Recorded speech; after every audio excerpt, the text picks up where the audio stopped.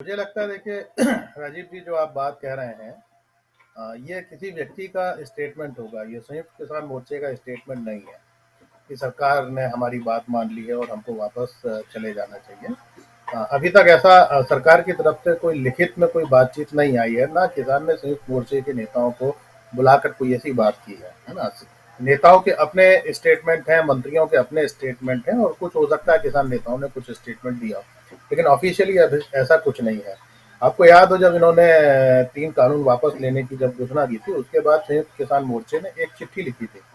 उसमें 6-7 पॉइंट है, जिसमें टहनी की बर्खास्तगी भी है, एमएसपी भी है, जो केसेज हैं वो वापस लेने का भी मामला है, पराली वाला मामला भी है। ये सारे के सारे जो मामले हैं वो उसमें इन्वॉल्व हैं।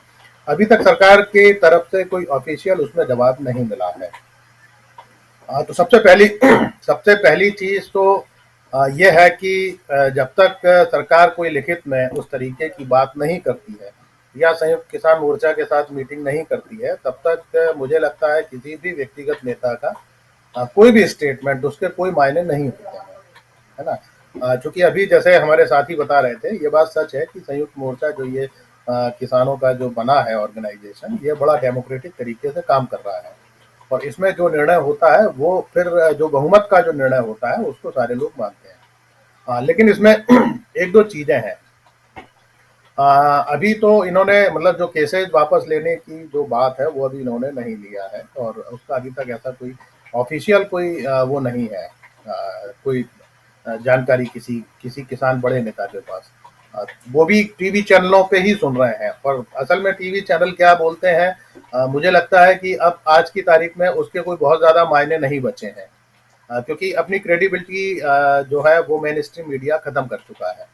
और मैं तो ये देख रहा हूँ कि जो बड़े अखबार हैं, जो बहुत बड़े, जो अपने आप को हिंदुस्तान का सबसे बड़े अखबार कहते हैं, वही हर दिन खबर छापते हैं कि आज आंदोलन खत्म होने वाला है और ये मैं पिछले 1 साल से पढ़ रहा हूँ। तो एक तो ये चीज है। दूसरा ये स्थिति टीवी चैनलों की है, वो भी हर दूसरे दिन आंदोलन को खत्म कर रहे होते हैं, है ना। अब आप बताइए, राकेश टिकैत के स्टेटमेंट को मैं भी देख रहा था एक न्यूज चैनल वाला, जबकि राकेश टिकैत संयुक्त मोर्चा जो कमेटी है, जो कोर कमेटी, उसके मेंबर भी नहीं है।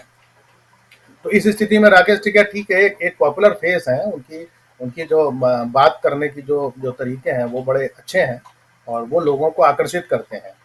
और अगर तो लेकिन ऐसा नहीं है कि कोई राकेश टिकैत को स्टेटमेंट दे देंगे वो संयुक्त मोर्चे का स्टेटमेंट होगा, ऐसा नहीं है। संयुक्त मोर्चा अपना एक प्रेस नोट जारी करता है और अभी भी उसने एक प्रेस नोट जारी किया है जिसमें उसने ये बात कही है कि ऐसी कोई बात नहीं है और 4 तारीख को जो मीटिंग होने वाली है उसमें अंतिम फाइनल होगा और 3 तारीख तक का इन्होंने समय दिया हुआ है सरकार को जवाब देने के लिए। अगर सरकार जवाब नहीं देती है तो उस स्थिति में 4 तारीख को नई रणनीति बनेगी।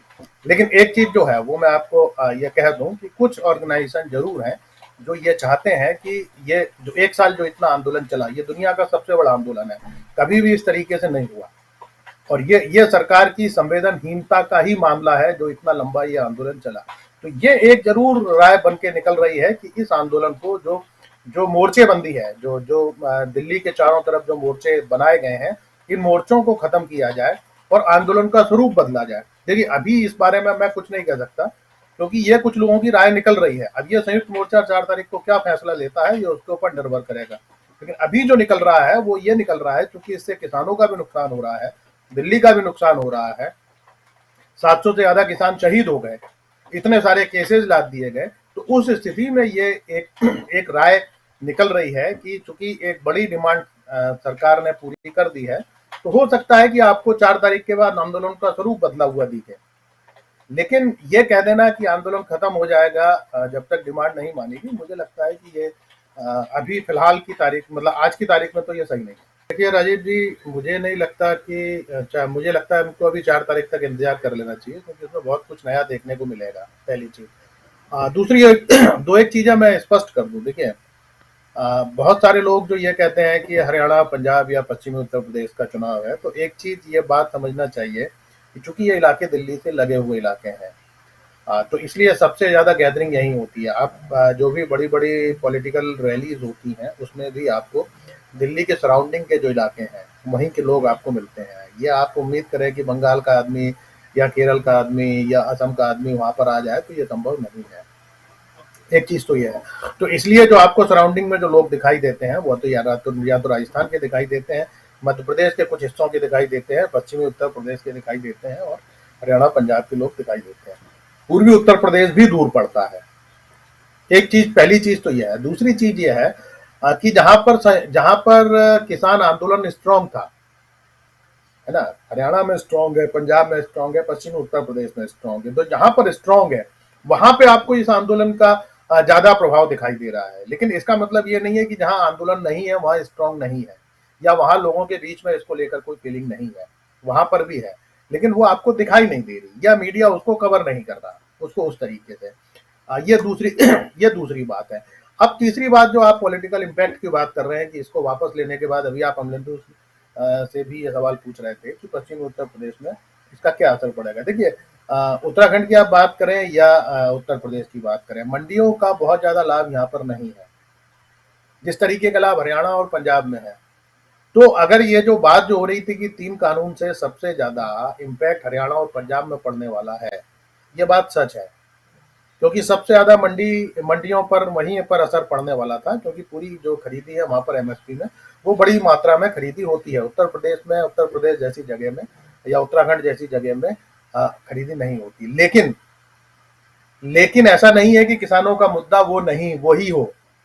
यहाँ पर किसानों के मुद्दे दूसरे हैं। उदाहरण के तौर पर पश्चिमी उत्तर प्रदेश में सबसे बड़ा जो मुद्दा है वो है गन्ना। आप बताइए गन्ना के लिए इन्होंने क्या किया। चलिए, मैं टैनी को भी छोड़ देता हूं, मैं केसेज भी छोड़ देता हूं, मैं गन्ने की बात करता हूं। गन्ने के लिए क्या किया? आज भी 17,000 करोड़ रुपया किसानों को बकाया है। क्या योगी आदित्यनाथ ने वो दिया? क्या पिछले 5 साल से योगी जी ने अभी आखिरी में जाकर उन्होंने थोड़ा सा गन्ने का कीमत बढ़ा दिया है? क्या पिछले 4 साल, 4.5 साल में इन्होंने गन्ने की कीमतें बढ़ाई? बिजली को लेकर सबसे ज्यादा नाराजगी किसानों के अंदर है। जिस तरीके से अभी आपको मैं बता रहा हूं कि जो बिजली, इस समय सिंचाई का समय चल रहा है। देखिए, अभी खाद नहीं थी किसानों के पास, किसानों ने खाद के लिए डंडे खाए, और अब हो ये रहा है कि बिजली को लेकर गांव गांव में जाके किसानों को धमकाया जा रहा है कि तुम्हारे कनेक्शन काट दिए जाएंगे। तो आप ये बताइए, जिस तरीके का प्रेशर बनाया जा रहा है, ये होता यह है कि हम ऊपर बैठ के जो चीजों के एनालिसिस करते हैं वो अलग चीज होती है, लेकिन जमीनी स्तर पर जो चीजें हो रही हैं, या जमीनी स्तर पे तो जो जो कुछ चल रहा है, इसकी ये भी नाराजगी के कारण होते हैं। और इलेक्शन के समय जब आदित्यनाथ ये कह रहे हैं कि किसी का कनेक्शन नहीं काटा जाएगा, और फिर बिजली विभाग के लोग जाकर ये प्रेशर डाल रहे हैं कि आप अगर बिजली का बिल जमा नहीं करेंगे तो हम आपके कनेक्शन काट के चले जाएंगे, तो ये जो चीजें हैं, ये धीरे धीरे सरकार के खिलाफ एक नाराजगी को बढ़ाते हैं। तो मुझे लगता है कि आप अलग अलग इलाकों में जाएंगे तो अलग अलग इलाकों के अलग अलग इशू है। देखिए, हर किसान, एमएसपी जो है वो पूरे देश के किसानों का एक मुद्दा है, पूरे देश के किसानों का। लेकिन लोकल के जो, आप अगर उसको एड्रेस नहीं करेंगे तो वो भी कहीं ना कहीं इलेक्शन के समय उभर के सामने आते हैं। उसका एक बड़ा कारण, जो मैं आपसे कल भी कह रहा था, कि सबसे बड़ी चीज ये है कि लोग अपने अपने इश्यूज को आइडेंटिफाई करने लगे हैं और उसके लिए बात करने लगे हैं। ये इस आंदोलन का सबसे बड़ा फायदा हुआ है। तो अगर ये चीज अगर निकल के सामने आती है और चलती है, तो आप ये तय मानिए कि जो 3 कानून वापस लेके जो ये उम्मीद कर रहे हैं, और इसीलिए मैंने उस दिन, पहले ही दिन आपसे एक बात कही थी कि अगर ये 3 कानून को अगर छोड़ देते और एमएसपी पर ही अगर गारंटी की बात उस दिन पीएम कर देते, तो मेरा ये मानना था कि इस आंदोलन में बीजेपी काफी आगे, इस पूरी जो राजनीतिक फायदा है वो ले सकती थी। लेकिन उसने एक बहुत बड़ा नुकसान अपना ये कर लिया। अब अगर एमएसपी पर ये घोषणा करते भी हैं तो ये माना जाएगा कि ये किसानों ने लड़के लिया है, तो ये मैसेज जाएगा। तो अब जिस तरीके की राजनीतिक फायदे की उम्मीद कर रहे थे, मुझे नहीं लगता कि अब इनको राजनीतिक फायदा उससे कुछ मिल पाएगा।